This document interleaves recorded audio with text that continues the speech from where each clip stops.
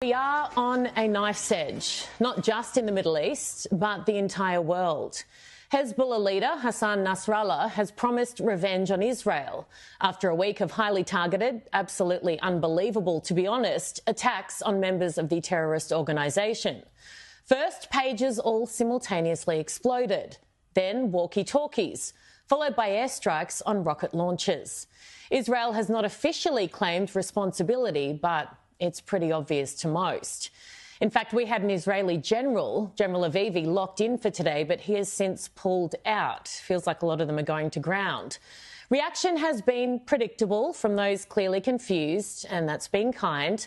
Australia's own self-declared chief feminist, except if you're an Israeli woman, of course, Clementine Ford, posted this after the first round of attacks.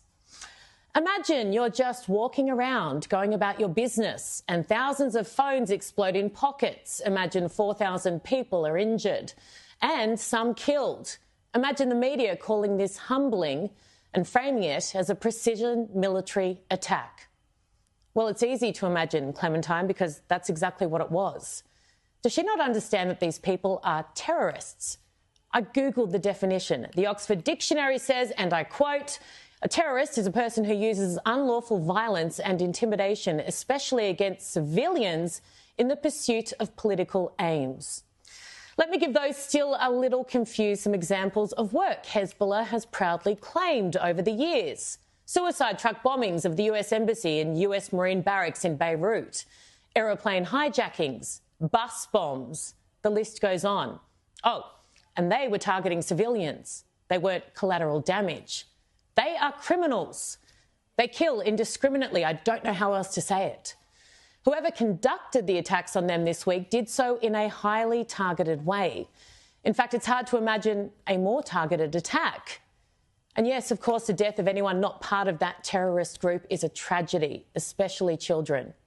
But if you join a terrorist group that kills innocent people on purpose, then any innocent death around you falls squarely on your shoulders. A political strategist from the United Arab Emirates, Amjad Taha, put it like this, and I genuinely don't think it's possible to improve on. I want to bring it to you now. He says, "You dared to strike at a smart and courageous nation on October 7th, committing genocide, kidnapping their children and violating their women.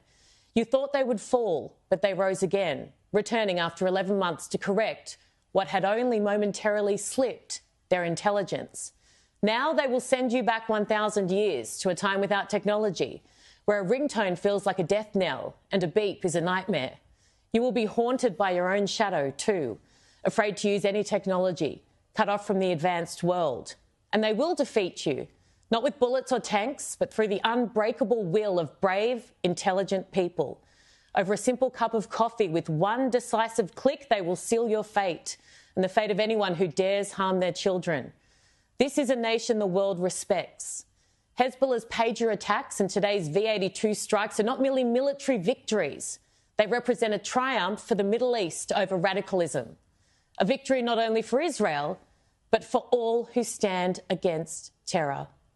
Look it up. It's absolutely brilliant.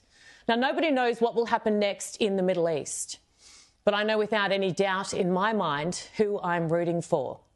And it's not the terrorists who celebrate death. It's the country fighting desperately for life.